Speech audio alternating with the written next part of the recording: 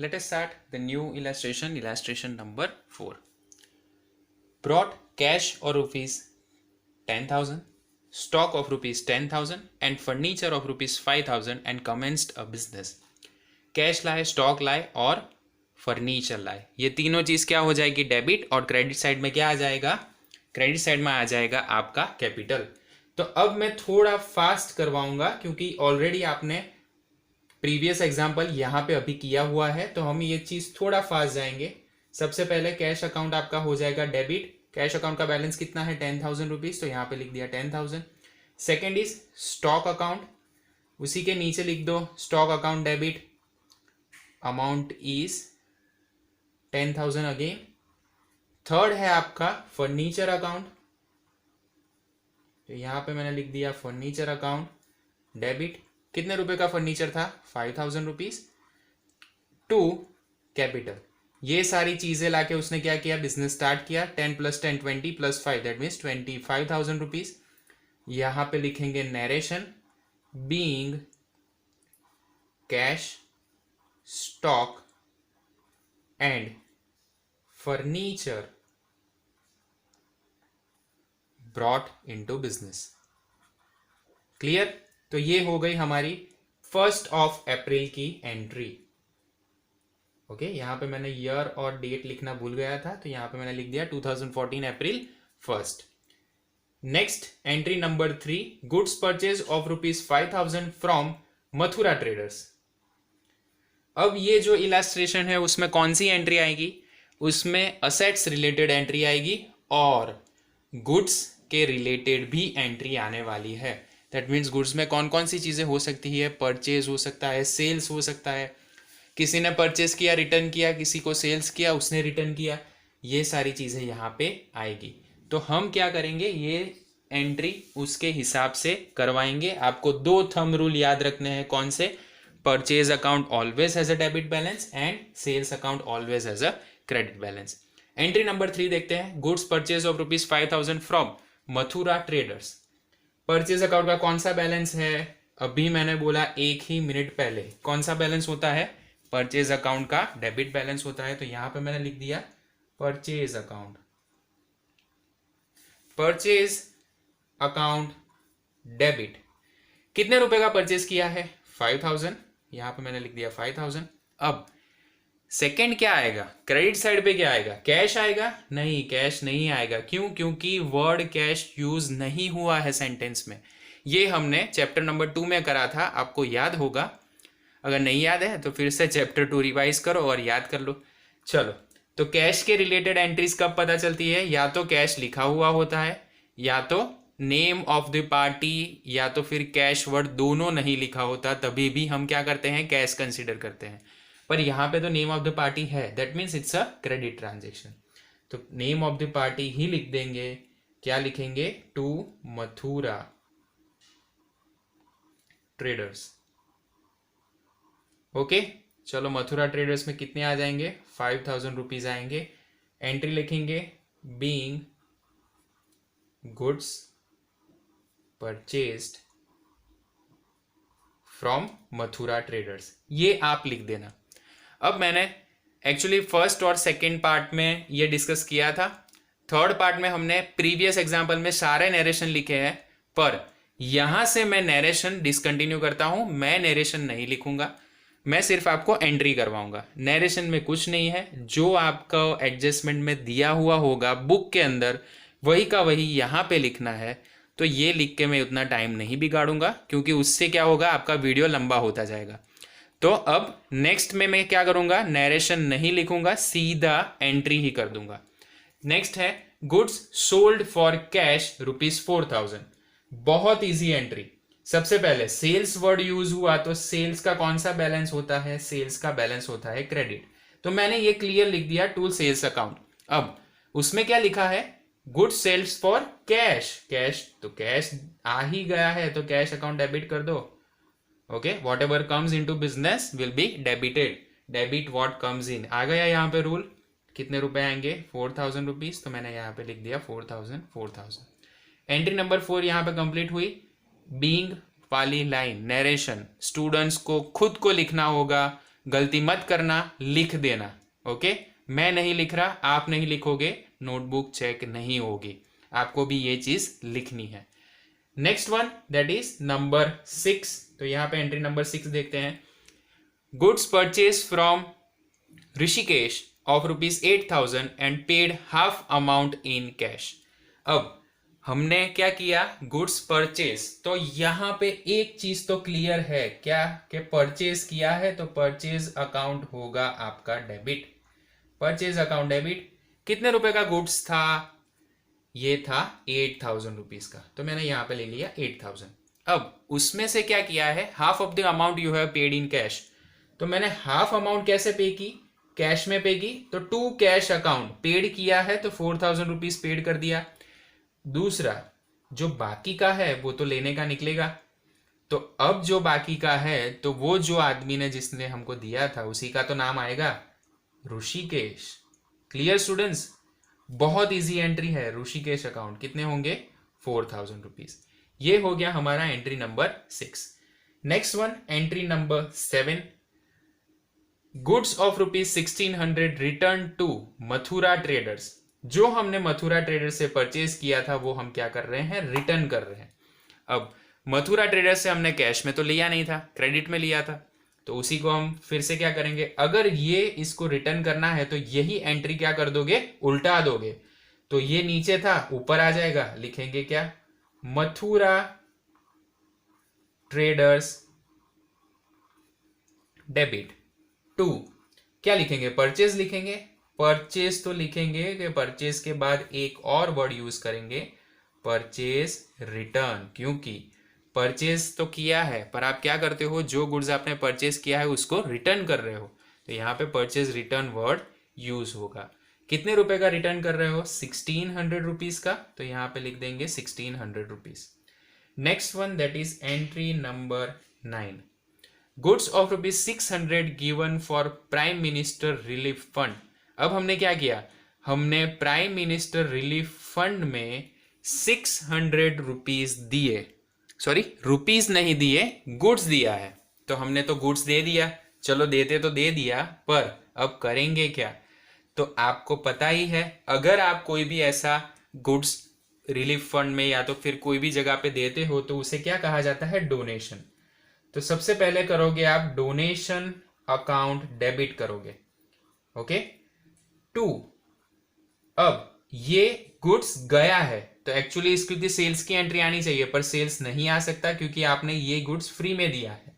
तो जैसे हम ड्राइंग की एंट्री करते थे तो यहाँ पे क्या लिख देते थे, गुड्स में परचेज लिखते थे, वैसे का वैसे यहाँ पे क्या लिखना है, परचेज अकाउंट लिखना है। मतलब ये परचेज की टोटल अमाउंट होगी, उसमें से ये चीज क्या हो जाएगी, माइनस हो जाएगी। ओके स्टूडेंट्स, तो यहाँ पे क्या लिखेंगे, 600 रुपीज, तो दोनों में 600 रुपीज लिख दो, हो गया। Next entry number 10। Electronic weight machine purchase for ₹450।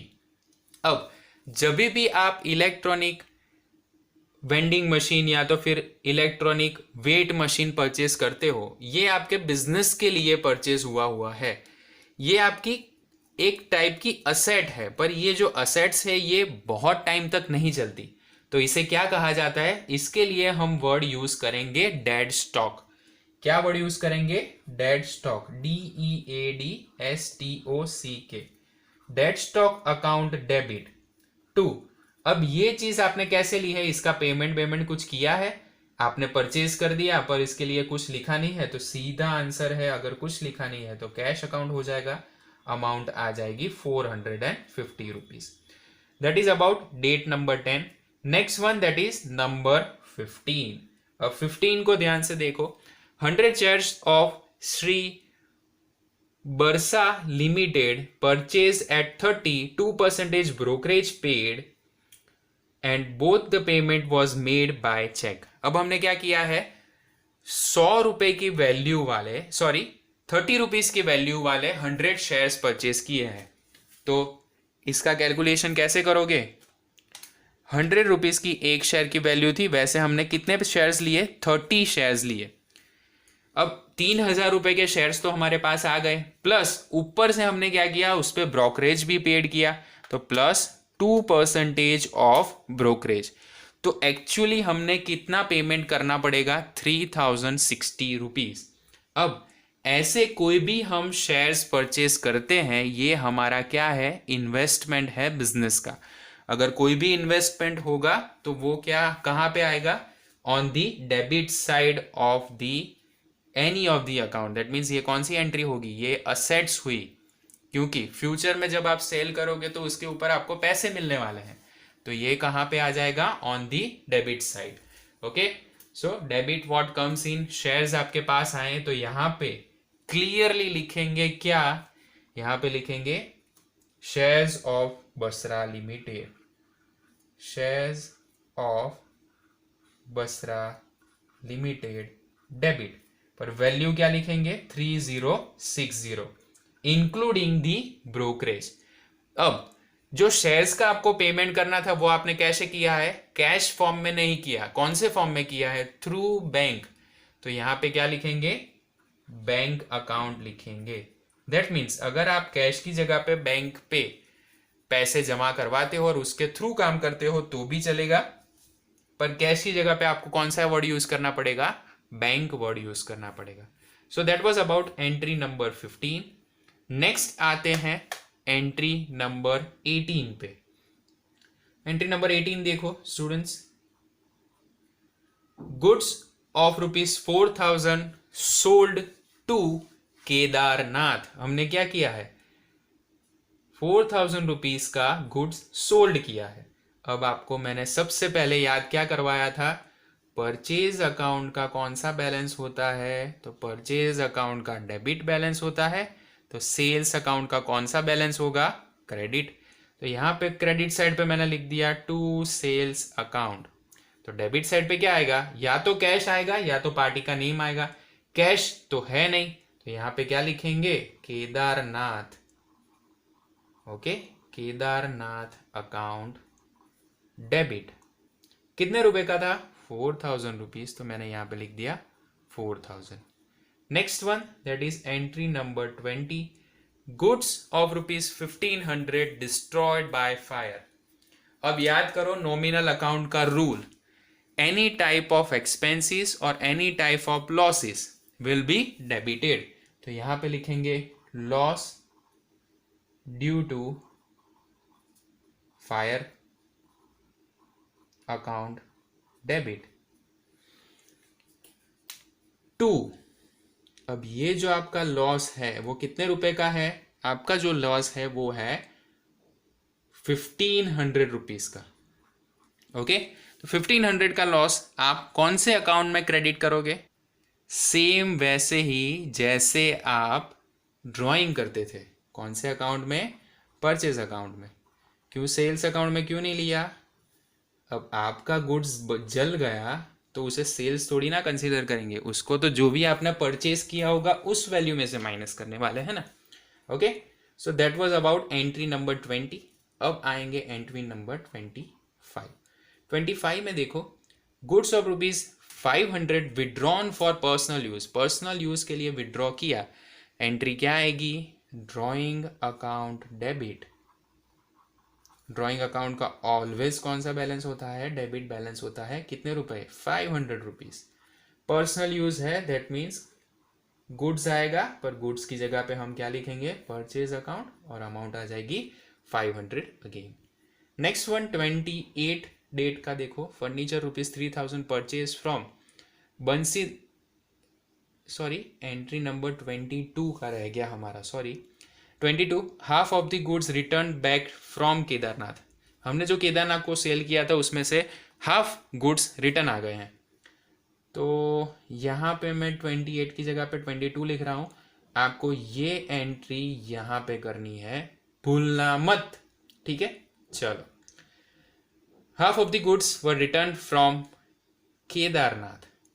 तो यहाँ पे लिखेंगे सेल्स रिटर्न, क्योंकि हमने क्या किया था? सेल किया था। सेल रिटर्न आ रहा है तो वो लिखेंगे टू केदारनाथ अकाउंट। कितना? Half of this. तो हाफ कितना हुआ? 2000 रुपीज। 4000 का हाफ 2000 ही होता है।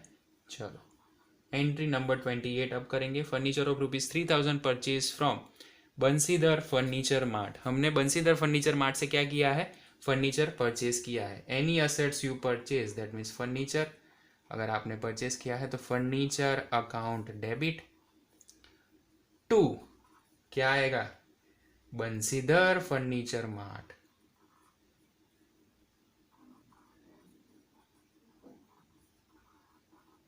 अमाउंट कितनी आएगी, ₹3,000। यहाँ पे भी आ जाएगी 3,000। Next one, entry number 30 and the most important one, after adding 20% goods of ₹1,000 to Chandni, carriage of ₹50 paid on her behalf. इसका मतलब क्या हुआ कि 1,000 का गुड्स जो था वो हमने चांदनी को सोल्ड किया, उसके अंदर हमने ऐड किया 20% का प्रॉफिट। सो पहले 1,000 की एक्चुअल वैल्यू थी, उसमें हम क्या करेंगे 20% प्रॉफिट ऐड कर देंगे।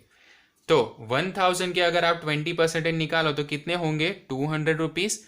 टोटल आपका कितना हुआ, ₹1,200 हुआ। तो आपको एक्चुअली कितने लेने हैं, ₹1,200 लेने हुए।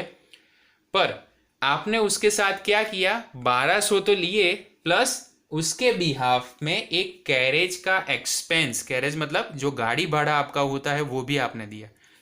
तो आपको टोटल कितने रुपए लेने हैं, ₹1,250 लेने हुए। तो यहां पे क्या लिखेंगे, सबसे पहले हमने सेल किया है पर ये कैश में नहीं था, तो कैसा हुआ, नेम ऑफ द पार्टी वहां पे आएगी। कौन सा रूल लगेगा, डेबिट द रिसीवर। तो who is the receiver, Chandni account debit.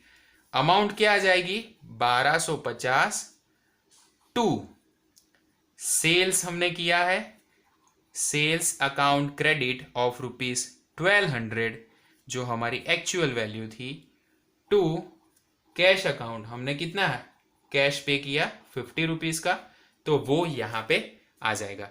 So this was about illustration number 4. Okay, I hope you have understood this.